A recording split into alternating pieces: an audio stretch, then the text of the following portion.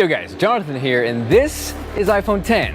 Now to clear things up, yes, it is spelled out iPhone X, but the correct pronunciation, just like Final Cut, just like Logic, is iPhone 10, the number. Now this was the first Apple event of the brand new campus too, and it was a little bit crazy. Honestly, it was probably the hardest event to actually get your hands on a device with the iPhone 8, the 8 Plus, and of course the iPhone 10. So a huge shout out to Mark, Marquez, Judner, Justine. This was kind of like this little collab tech team to get any kind of footage we can using all of our resources. I did manage to get some hands-on footage of both the iPhone 8 and 8 Plus, so if that's a comparison you want to see, let me know by dropping a like down below. And also, if you guys maybe want to see an iPhone 10 giveaway, hit that subscribe button so you don't miss out on that.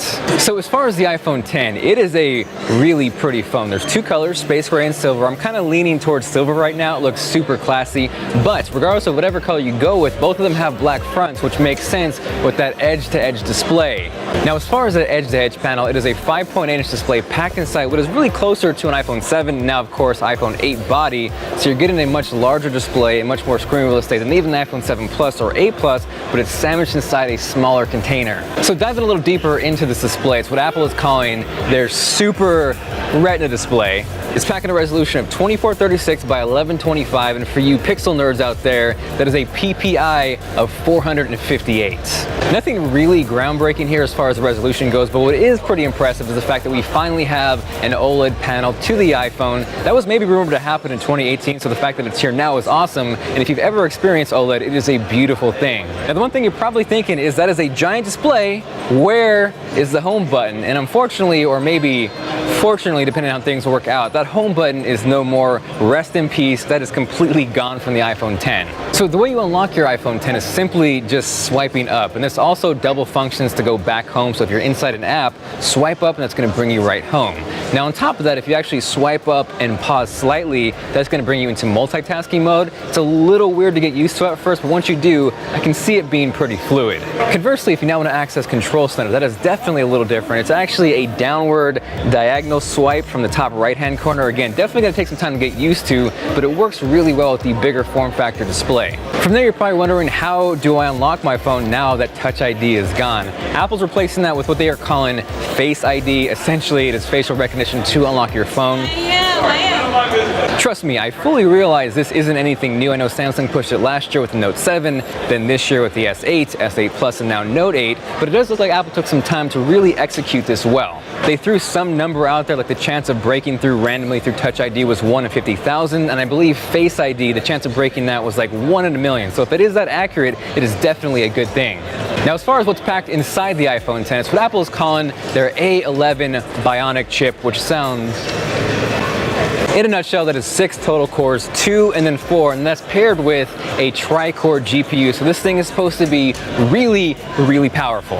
What's interesting though is this is actually the same exact processor packed inside both the iPhone 8 and 8 Plus. So even though you are kind of getting a downgrade there at a lower price point, it's still nice to know that you do have that power packed inside those as well. Now, as far as the cameras on the iPhone 10, this is a dual camera system laid out vertically as opposed to horizontally on the iPhone 8 Plus.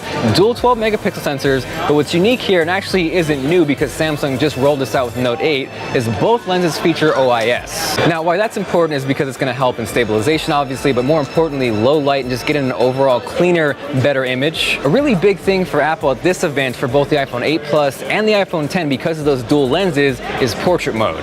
On top of the improved optics, there's also improved software. So with both the iPhone 8 Plus and the iPhone 10, Apple's introducing what they're calling portrait lighting. It's kind of hard to really explain and demonstrate just with a couple minutes with the phone, but the general idea is you now have control to mess with the lighting and adjust it just like you would in a studio, and this applies both pre and post photo. Beyond that, there is now portrait mode on the front-facing camera, which I think is actually a huge deal. It's a 7 megapixel shooter, so you're getting some increased sharpness, but the big thing here is because of their true depth technology for the facial unlock, that's going to reap benefits for the front-facing camera in photos as well. So this is also something that applies to the iPhone 8 Plus. Here's a quick demo of how that looks. You can see how you can adjust things post-photograph, and I'm actually really excited to check this out more. more detail. From there, with the power of both the cameras and the actual power inside these iPhones, the big thing this year and the focal point was augmented reality.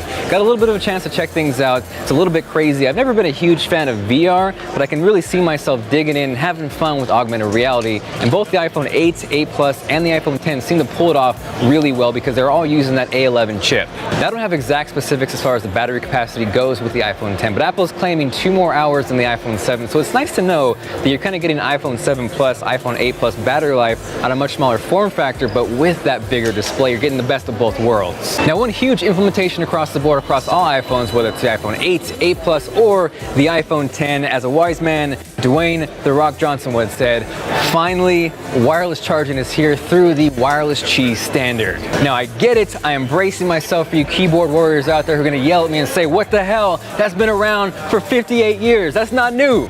For the record, I am not stating this is new or some kind of witchcraft or Apple invented it. I'm just simply letting you know it is now available across all iPhones. And again, the biggest thing for me here is, minus Apple's slightly silly name, was their Air Power wireless charging mat, which allows you to charge everything at once. Your iPhone, your Apple Watch, surprisingly AirPods, so it looks like there's a wireless charging case coming for that soon.